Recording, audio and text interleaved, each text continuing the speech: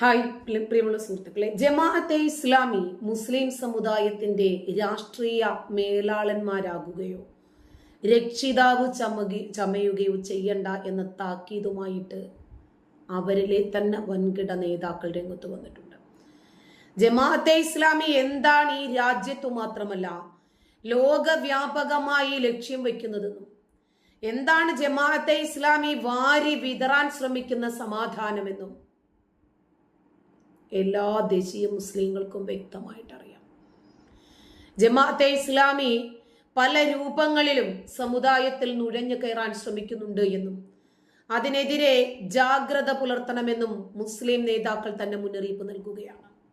പത്രം, ചാനൽ, സാംസ്കാരിക പരിപാടികൾ, ജീവകാരുണ്യ പ്രവർത്തനങ്ങൾ, സിനിമ, പാട്ട്, സോഷ്യൽ മീഡിയ, വ്യത്യസ്തമായ പ്ലാറ്റ്ഫോമുകൾ, ഷോർട്ട് ഫിലിമുകൾ എന്നു വേണ്ട എല്ലാ രൂപങ്ങളിലും വീടിന്റെ അകത്തളങ്ങളിലേക്ക്, ക്യാമ്പസുകളുടെ അകത്തളങ്ങളിലേക്ക് നുഴഞ്ഞു കയറ്റത്തിന് ഒരുങ്ങുകയാണ് ജമാഅത്തെ ഇസ്ലാമി.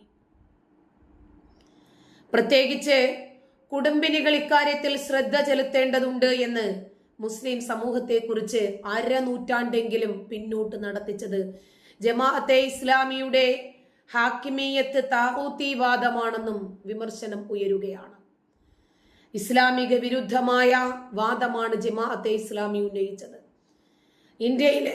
ഇന്ത്യയിലെ സ്കൂളുകളിലും കോളേജുകളിലും പോയി പഠിക്കാൻ പാടില്ലെന്നും കോടതികളെ സമീപിക്കരുതെന്നും വോട്ട് ചെയ്യരുതെന്നും ഒക്കെയുള്ള വാദങ്ങളായിരുന്നു ഇതിന്റെ ഭാഗമായി തുടക്കത്തിൽ ജമാഅത്തെ ഇസ്ലാമി ഉന്നയിച്ചതെന്നും നേതാക്കൾ ചൂണ്ടിക്കാണിച്ചു.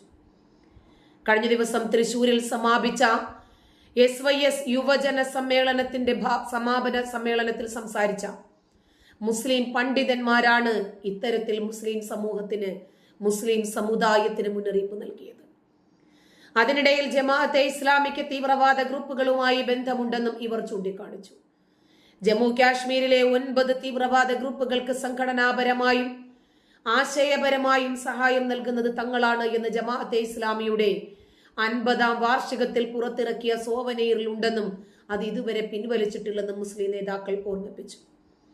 ജമാഅത്തെ ഇസ്ലാമി തീവ്രവാദം വളർത്തുന്ന സംഘടനയാണ് എന്ന് SYS നേതാവ് അമ്പലക്കടവ് അബ്ദുൽ ഹമീദ് ഫൈസിയും കഴിഞ്ഞ ദിവസം പറഞ്ഞിരുന്നത് വിവാദമായി. ലോകവ്യാപകമായി ജമാഅത്തെ ഇസ്ലാമി പ്രചരിപ്പിക്കാൻ ശ്രമിക്കുന്ന മതേതരത്വം എന്താണ് എന്ന് നമുക്ക് എല്ലാവർക്കും അറിയാം. ഇപ്പോൾ ശരീഅത്ത് നിയമത്തിൽ അധിഷ്ഠിതമായിട്ടുള്ള ഒരു ഭരണം ലോകവ്യാപകമായി അതിൽ സ്വാധീനമുണ്ടാക്കുക, ഇതാണ് ജമാഅത്തെ ഇസ്ലാമിയുടെ ഫൗണ്ടർ ഹെഡായ അബുൽ അഅ്ല മൗദൂദിയുടെ സ്ഥാപക ലക്ഷ്യം. 1941 ബ്രിട്ടീഷ് ഇന്ത്യയിലെ ലാഹോറിലാണ് ജമാഅത്തെ ഇസ്ലാമി സ്ഥാപിക്കുന്നത്. 47 ഇന്ത്യയുടെ വിഭജനത്തെ തുടർന്ന് ജമാഅത്ത് 2 സംഘടനകളായി പിരിയുന്നു. ജമാഅത്തെ ഇസ്ലാമി പാകിസ്ഥാനും ജമാഅത്തെ ഇസ്ലാമി ഹിന്ദ് ഇന്ത്യയുടെ വിഭാഗമായി ഒന്ന് നിലനിന്നു.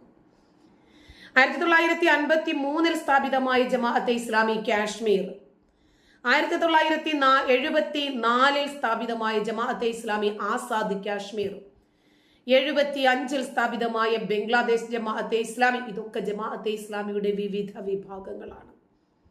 എല്ലാത്തിൻ്റെയും ലക്ഷ്യം ഒന്ന് തന്നെ. ജമാഅത്തെ ഇസ്ലാമിയുടെ പിറവി എന്തിനു വേണ്ടിയായിരുന്നു?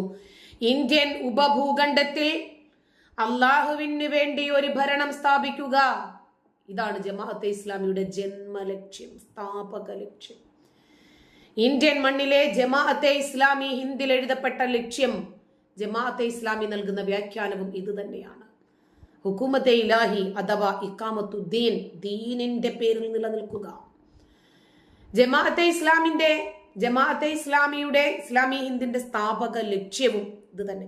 എല്ലാ ഉപസംഘടനകളും ജമാഅത്തെ ഇസ്ലാമിയാണ് വേര്. അതിന്റെ ജമാഅത്തെ ഇസ്ലാമി അതിന്റെ ഭരണഘടനയിൽ, അതിന്റെ മാർഗനിർദ്ദേശ തത്വത്തില് ഇഖാമത്തുദ്ദീൻ അഥവാ ജീവിതത്തിന്റെ എല്ലാ മേഖലകളിലും ഇസ്ലാമിക മാർഗം സ്ഥാപിക്കുക, ഇതാണ് അവരുടെ ഭരണഘടനയിൽ എഴുതി ചേർത്തിരിക്കുന്ന തത്വം. ഇസ്ലാമിക കാഴ്ചപ്പാടിൽ ഒരു സമൂഹ നിർമ്മിതിയാണ് ജമാഅത്തെ ഇസ്ലാമിയുടെ ലക്ഷ്യം. എവിടെയും ഇസ്ലാം മാത്രം. മനുഷ്യനിർമ്മിത വ്യവസ്ഥകൾക്ക് പകരം തികച്ചും അള്ളാഹുവിൽ അധിഷ്ഠിതമായ ഒരു സമ്പൂർണ്ണ ജീവിത വ്യവസ്ഥയാണ് ഇസ്ലാം എന്ന് ജമാഅത്തെ ഇസ്ലാമി സ്ഥാപിക്കാൻ ശ്രമിക്കുകയാണ്. ജീവിതത്തിന്റെ എല്ലാ മേഖലകളിലും ഇസ്ലാമിന്റെ സംസ്ഥാപനം, ഇഖാമത്തുദ്ദീൻ, ഇതാണ് ജമാഅത്തെ ഇസ്ലാമി ലക്ഷ്യം വയ്ക്കുന്ന ലോകം. ഇന്ത്യൻ ഭരണഘടനയ്ക്ക് വിധേയമായി സമാധാനത്തിലൂടെ ആ രീതിയിലേക്ക് എത്തിച്ചേരാൻ സാധിക്കുമെന്ന്. ഇന്ത്യൻ ഭരണഘടനയ്ക്ക് അനുസൃതമായിട്ടല്ലേ ഇവിടെ നിലനിൽക്കാൻ പറ്റൂ. അപ്പൊ തൽക്കാലം അതിനകത്ത് നിന്നിട്ട് സമാധാനപരമായി നമ്മുടെ ലക്ഷ്യത്തിലേക്ക് എത്താം. തീവ്രവാദവും സായുധ മാർഗങ്ങളും തത്വത്തിലും പ്രയോഗത്തിലും ഈ സംഘടന പ്രത്യക്ഷമായിട്ട് എതിർക്കുന്നു.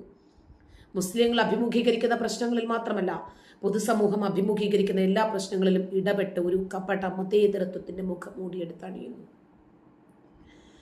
അപകടകരമായിട്ടുള്ള ഒരു വ്യാഖ്യാനമാണ് മൗദൂദി നൽകുന്നതും. ദീനിന് മൗലാന മൗദൂദി വ്യക്തമായ ഒരു നിർവചനം നൽകുന്നു ജിഹാദിന്റെ പ്രാധാന്യത്തെ പറ്റി. ഈ ദീൻ സത്യമാണ് എന്ന് നിങ്ങൾ കരുതുന്നെങ്കിൽ സർവശക്തിയും ഉപയോഗിച്ച് അതിനെ ഭൂമുഖത്ത് സ്ഥാപിക്കണം. അല്ലാത്ത പക്ഷം അതേ പരിശ്രമത്തിൽ ജീവൻ ബലിയർപ്പിക്കണം.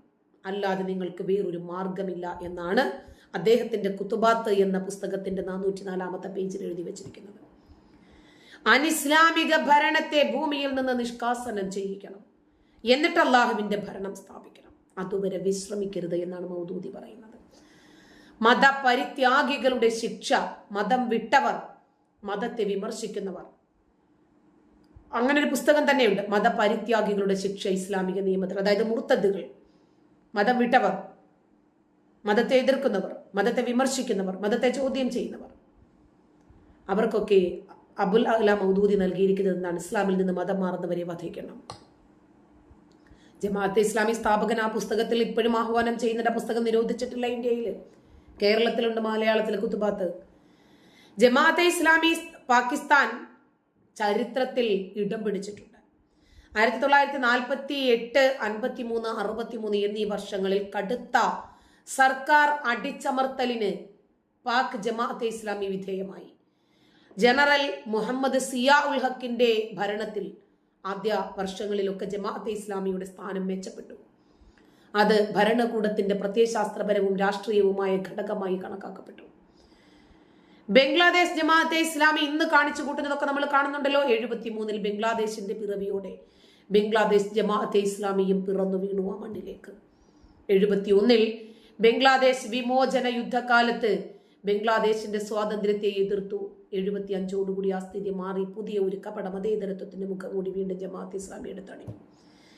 ബംഗ്ലാദേശി ജമാഅത്തിന്റെ അജണ്ട ശരീഅത്ത് നിയമവ്യവസ്ഥയുള്ള ഒരു ഇസ്ലാമിക രാഷ്ട്രമാക്കി ബംഗ്ലാദേശിനെ മാറ്റണമെന്നതായിരുന്നു. അനിസ്ലാമിക ആചാരങ്ങളും നിയമങ്ങളും ഒക്കെ നിരോധിക്കണം. അക്കാരണത്താൽ അവരുടെ കേന്ദ്ര രാഷ്ട്രീയ സങ്കല്പമായ ഇഖാമത്തുദ്ദീൻ ഭരണകൂട അധികാരം കൈവശപ്പെടുത്തി ഇസ്ലാമിക രാഷ്ട്രം സ്ഥാപിക്കണം എന്ന് ശ്രദ്ധിക്കുകയാണ്. 2024 ഓഗസ്റ്റ് 1 ബംഗ്ലാദേശ് സർക്കാർ ജമാഅത്തെ ഇസ്ലാമിയെയും അതിന്റെ വിദ്യാർത്ഥി വിഭാഗമായ ഛത്ര ശിബിറിനെയും തീവ്രവാദ സംഘടനകളായി പ്രഖ്യാപിക്കുന്നു. 2024 ഓഗസ്റ്റ് 5 ബംഗ്ലാദേശ് ജമാഅത്തെ ഇസ്ലാമിയുടെ വിദ്യാർത്ഥി വിഭാഗം സംവരണ വിരുദ്ധ സമരത്തിന്റെ മറപറ്റി പാകിസ്ഥാൻ, ISI, ചൈന ഇതിന്റെയൊക്കെ പരോക്ഷമായിട്ടുള്ള പിന്തുണയോടെയും സഹായത്തോടെയും ഷെയ്ഖ് ഹസീനയുടെ തെരഞ്ഞെടുക്കപ്പെട്ട ഗവൺമെന്റിനെ രക്തരൂക്ഷിതമായ കലാപത്തിലൂടെ അട്ടിമറിക്കുന്നു. അങ്ങനെ ജമാഅത്തെ ഇസ്ലാമി അവരുടെ ഇസ്ലാമിക ഭരണം എങ്ങനെയാണ് സ്ഥാപിക്കേണ്ടത്, ഇസ്ലാമിക ഭരണം സ്ഥാപിക്കപ്പെട്ടു കഴിഞ്ഞാൽ അവിടെ നിന്ന് ആദ്യം പുറത്താക്കപ്പെടേണ്ടത് ആ മുസ്ലിങ്ങളാകുന്ന ന്യൂനപക്ഷങ്ങളാണ് എന്നും തെളിയിക്കുകയാണ് ചെയ്തത്. 1980കളുടെ തുടക്കം മുതൽ അത് ജമാഅത്തെ ഇസ്ലാമി കാശ്മീരുമായി അടുത്ത ബന്ധം വളർത്തിയെടുക്കുകയും അത് ആ പ്രവിശ്യയിലെ സായുധ കലാപത്തിന്റെ മുൻനിരയായി പ്രവർത്തിക്കുകയും ചെയ്തു. 2024 ഓഗസ്റ്റ് 1 ബംഗ്ലാദേശ് സർക്കാർ ജമാഅത്തെ ഇസ്ലാമിയെയും അതിന്റെ വിദ്യാർത്ഥി വിഭാഗമായ ഛത്ര ശിബിറിനെയും തീവ്രവാദ സംഘടനകളായി പ്രഖ്യാപിക്കാനുള്ള കാരണവും ഇതിന്റെ അടിവേരുമാന്തിയുള്ള പഠനാർഹമായിട്ടുള്ള ഇവരുടെ യാത്രയിലാണ് ഇവർക്കത് ബോധ്യപ്പെട്ടത്. നന്ദി.